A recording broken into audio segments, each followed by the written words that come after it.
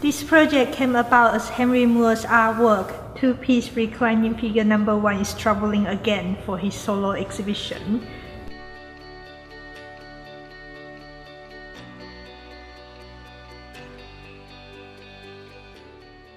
We are very pleased that Chelsea College invited us back as alumni to create a sculpture on top of empty plinths.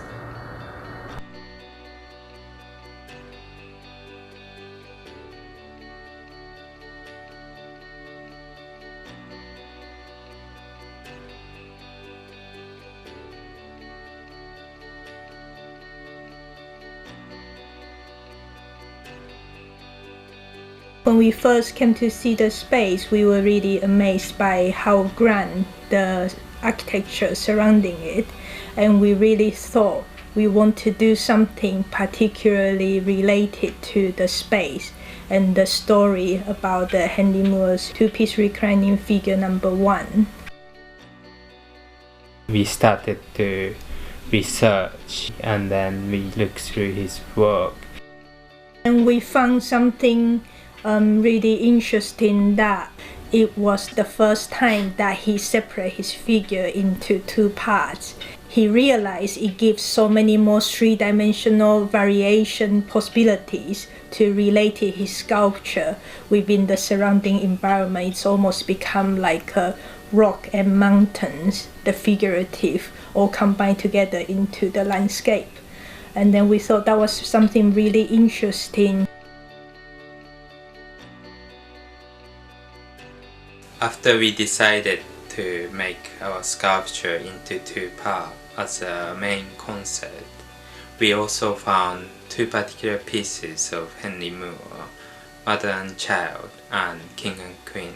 Those two figurative sculptures are sitting on benches and chairs, and we just thought it would be really interesting to combine this idea together. Our two-part sculpture are actually suitable.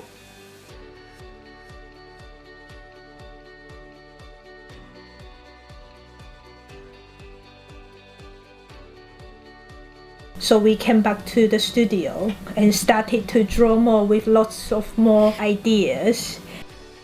We imagine it almost looks like abstract figures, but at the same time we put lots of strokes of paint and colorful patterns onto it.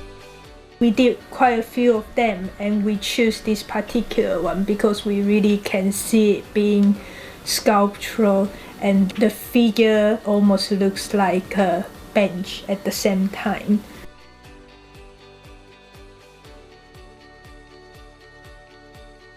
We then put our drawings into the empty Henry Moore courtyard, and the moment that we separated the red part from the main drawing, suddenly everything clicked. That's exactly what Henry Moore was talking about. The challenge now is, how do we transform our two-dimensional drawing into three-dimensional sculpture, and imagining the view from 360 degrees. And also the back of the sculpture that's actually not exist in the drawing. It's going to be a very interesting challenge.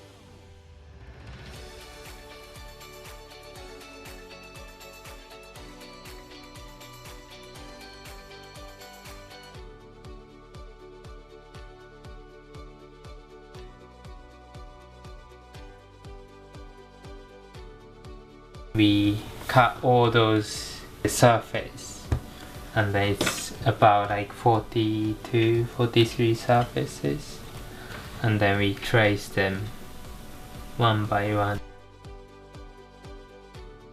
It's gonna be a metal one all welded together, and this inside will be like how we usually make our work, and very colorful.